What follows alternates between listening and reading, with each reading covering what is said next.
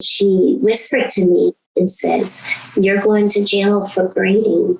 And I had to ask her, what did you say again? Because I couldn't believe what I had heard.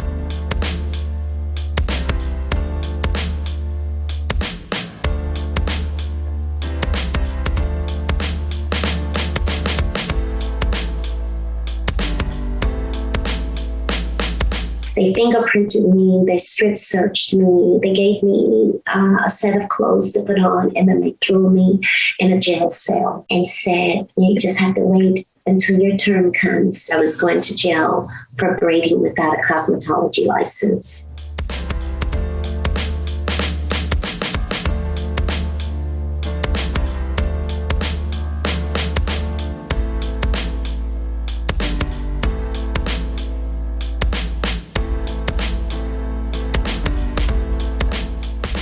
It was just ridiculous because I don't use sharp instruments, and there was no way I could become a barber for the state of Texas because I'm not a barber. I'm an ancestral braider. I actually had a trial with jurors, everything, and they found me guilty. I had a lawyer.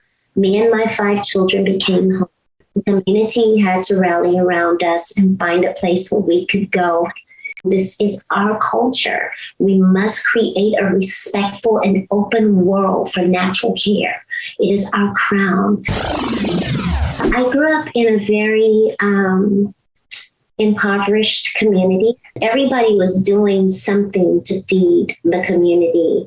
And we braided hair. Being in school taught me a lot because I saw how systemic the situations were for Black people that were trying to get an education at the institution. So I started braiding my hair and being different on purpose. And that's when I started to give the style to people who wanted it. I had been braiding for 10 years before I went and got a storefront. I'd like to give and pay homage to the Africans who gave us this great, great art. There are many tribes in Africa who wear the braids as symbol of royalty. When I opened up my storefront in 97 is when I got confronted with the state of Texas saying that what I was doing was illegal. 2 plainclothes ladies came in and asked for an appointment. You couldn't tell they were officers at all. She whispered to me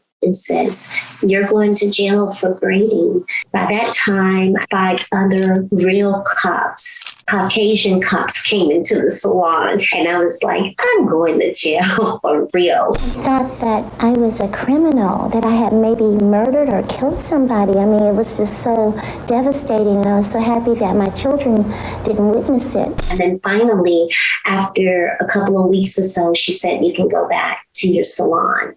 And that's what I did. And we fought for 10 years back and forth. The state of Texas suing us, we countersuing.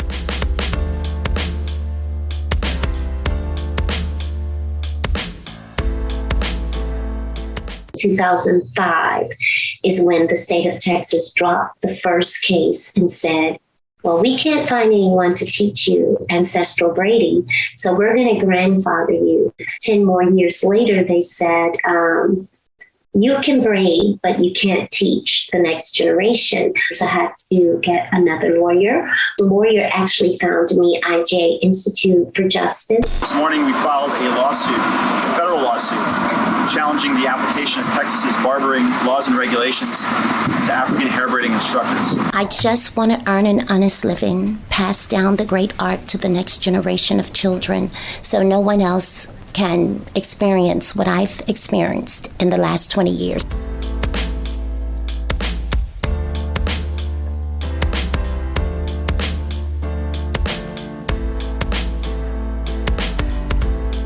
I want to apologize to you on behalf of the state of Texas and thank you for your testimony today.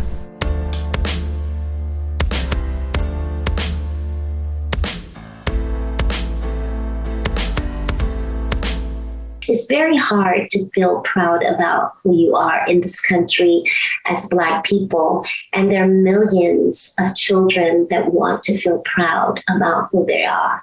And I wanted to be the person, the conduit to that vibration so that we could shift the whole paradigm of being unworthy in this country.